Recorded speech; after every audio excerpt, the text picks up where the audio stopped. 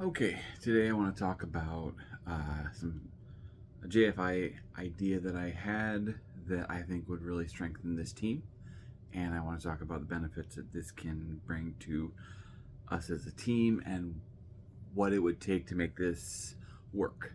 So, what I want to talk about is standardization for our warranty issues that we have, and when we are authorizing, goodwilling, or denying a product, we need to have more of a standardization that we can all follow. And we do have a standardization.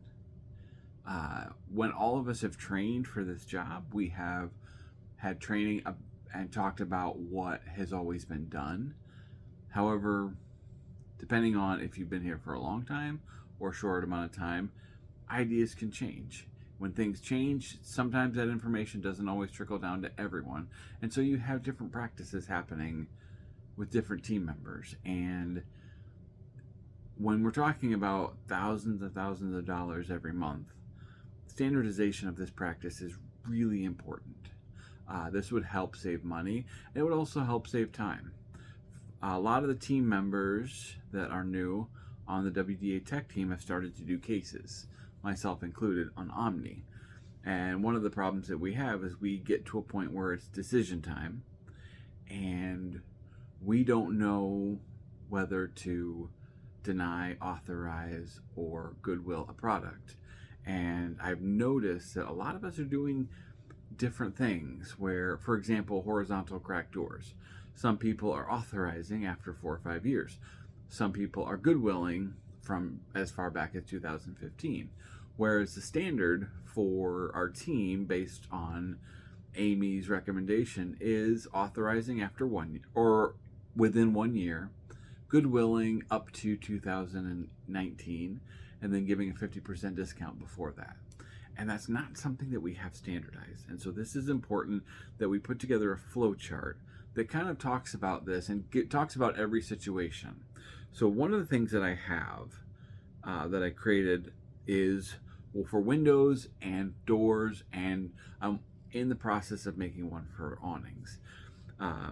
With this, you're going to have different situations. For example, with windows, the major issues that we see are obviously broken glass, windows leaking, windows fogging, windows falling out, or seals coming off. There are other issues that we might see. However, these are the main ones that we would look at for warranty. So you take a case like windows fogging. So on this flow chart, you'll see windows fogging. Go into the next line, and they would say if a window is on the side of a coach, we look at the time. For example, if it's not in the cab or directly back, it doesn't affect driving at all. It's just on the side. Within 1 year, authorize. Within 4 to 5 years, goodwill. After that, it's just part of owning an RV. Sometimes the seals are gonna fail, the panes are gonna fog up, and that's just part of life. And then you'll have, like, if that window is in the cab or directly behind the cab when they drive, that's a safety issue. So we would authorize the first year, goodwill anytime after that, because it's important that we get that fixed for safety. And there are certain situations, for example, if there's an old couple that can't do this work themselves, they don't have the money to get it fixed, it would be a conversation about covering labor.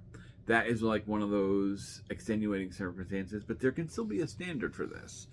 I don't like the idea that every case is unique and we have to look at everything different, because then what's going to happen is you're going to have all these team members having to go to supervisor or lead to ask about extenuating circumstances, and then this job is going to take 5 or 6 times longer to do because we all have certain situations that we need to ask them about.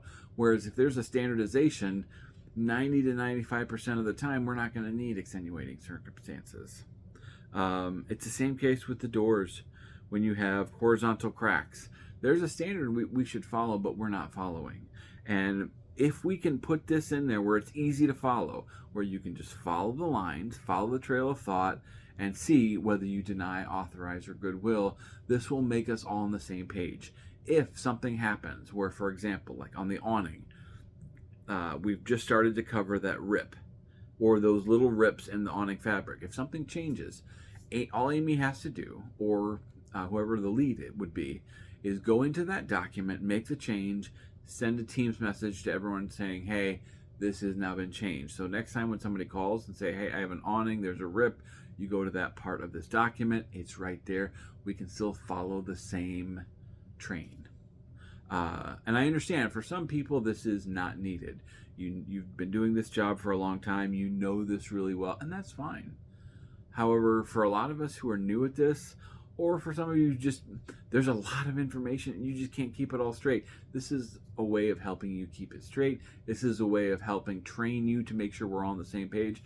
It's also an opportunity for when you have coaching with your supervisor to be able to talk about some of the mistakes that might be made or some of the questions that you might have. For example, if something's been authorized that shouldn't have. It's really easy to go into a flowchart and say, here's the policy. Where did we deviate?